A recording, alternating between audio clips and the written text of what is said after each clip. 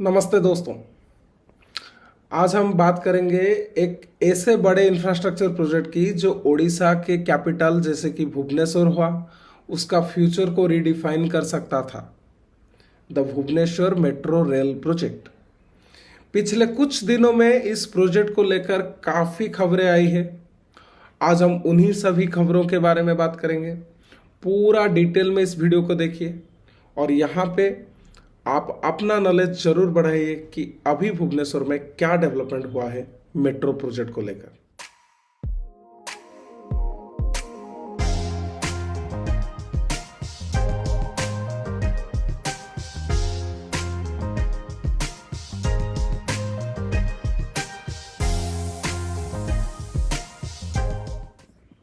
तो चलिए शुरू करते हैं इस प्रोजेक्ट के ओरिजिनल ब्लूप्रिंट से।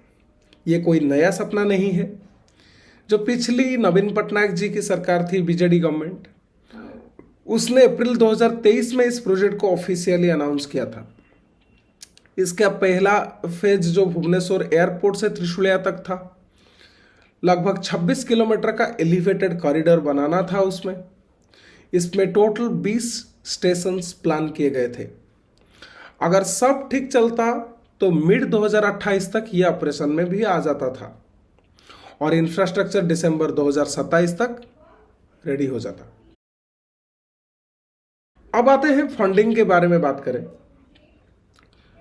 तो ओरिजिनल प्लान के मुताबिक इसका पूरा खर्चा जो लगभग 6,255 करोड़ रुपीस थी, वही एस्टिमेट किया गया था। ओडिशा सरकार उसको कंप्लीटली उठाने वाली थी। दिल्ली मेट्रो रेल कॉरपोरेशन यानी डीएमआरसी को इस प्रोजेक्ट का कंसल्टेंट बनाया गया। उन्होंने डिटेल्ड प्रोजेक्ट रिपोर्ट भी तैयार की और कंस्ट्रक्शंस के लिए टेंडर भी फ्लोट किए गए। जनवरी 2024 में तो फाउंडेशन स्टोन भी रखा गया था। सब कुछ स्मूथ लग रहा था। फिर आते हैं स्टेशंस के बारे में। अगर स्टेशंस के बारे में बात करें तो मेट्रो लाइन भुवनेश्वर के इंपॉर्टेंट पॉइंट्स को कनेक्ट कर सकता था, जैसे कि बिजू पटनायक इंटरनेशनल एयरपोर्ट से लेकर कैपिटल हॉस्पिटल, फिर भुवनेश्वर रेलवे स्टेशन, फिर वानी विहार, फिर आचार्य विहार, फिर नंदनकानन और त्रिशूलिया। यहाँ पे त्रिशूलिया को एक मेजर हब भी बनाना था जो कि भुवनेश्वर और कटक को जोड़ता है। इसका मकसद था ट्रैफिक को कम करना और सिटी में सीमलेसली कनेक्टिविटी लाना। देखिए, अभी भुवनेश्वर में ट्रैफिक काफ़ी बढ़ा है। इतना जाम हो रहा है, इतना रश हो रहा है कि लोग घंटों तक वेट कर रहे हैं। तो अगर मेट्रो प्रोजेक्ट बन जाता तो ये काफ़ी हद तक सीमलेस बना देता भुवनेश्वर के ट्रैफिक को। लेकिन दोस्तों, अब आते हैं उस मोड़ पर जहाँ चीज़ें बदली गई है। करंट सिचुएशन ये है कि जो डीएमआरसी ने प्रोजेक्ट के कंसल्टेंट थे, उन्होंने कंस्ट्रक्शंस कॉन्ट्रैक्टर जो कि गुड़गांव बेस्ड है, जैसे कि सेगल इंडिया लिमिटेड और रंजित बिल्डकॉन, इनके साथ कॉन्ट्रैक्ट को टर्मिनेट कर दिया है। और उसका रीजन क्या बताया गया कि लॉन्ग स्टैंडिंग एग्जीक्यूशन डिलेज, यानी काम में काफी देरी हो रही है।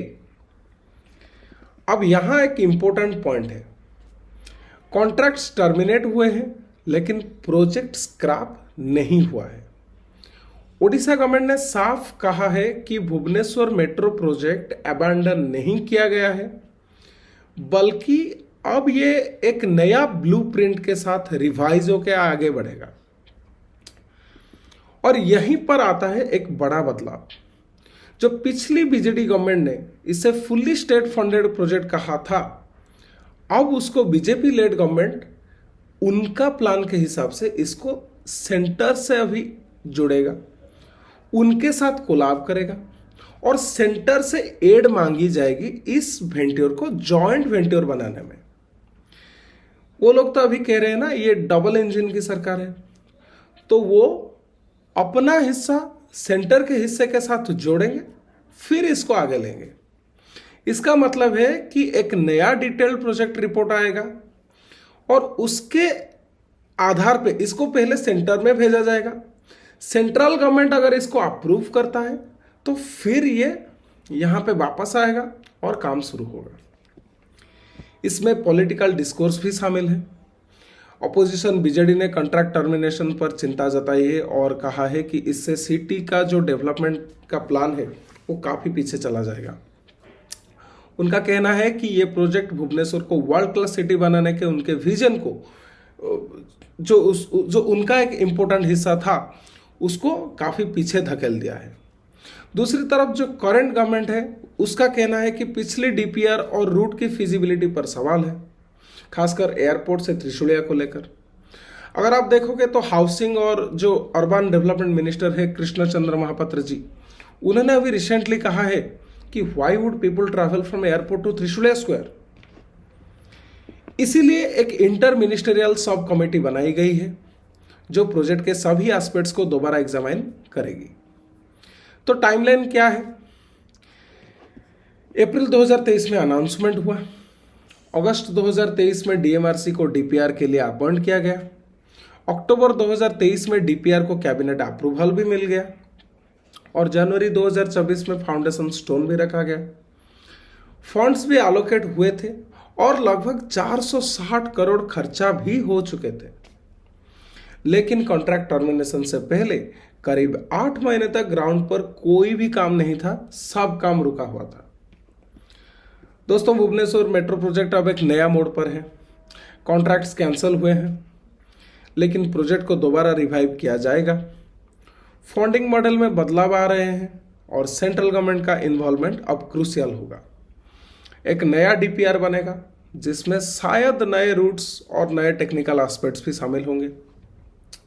जैसे ही इसको लेकर कोई नया अपडेट आता है तो इसको भी शेयर कर दिया जाएगा।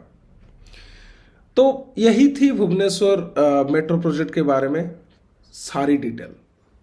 आप इस वीडियो को अगर अंत तक देख रहे हैं तो इसके लिए थैंक यू। आप अगर वीडियो को पसंद करते हैं तो इसको एक लाइक कीजिए।